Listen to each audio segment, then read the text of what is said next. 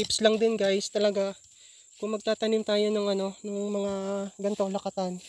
Kasi lakatan is talagang napakaselan. Kung magtatanim tayo, kailangan talaga yung high quality din talaga dapat yung yung punla natin, yung saha. Kahit sa anong pananim naman, kailangan high quality talaga yung punla para maganda talaga yung puno niya. Simula pa lang maganda na yung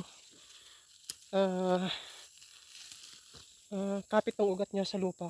Pag ganun kasi kapag maugat yung tanim, so ibig sabihin marami silang nutrients na makukuha sa lupa. So tendency nun, magiging mataba talaga sila. So patong tayo lang din pag sa tao, di ba? Pagkain tayo ng kain. So tendency tataba talaga tayo kasi kain ng kain, di ba? So yun lang logic. So ayan. So yun lang guys.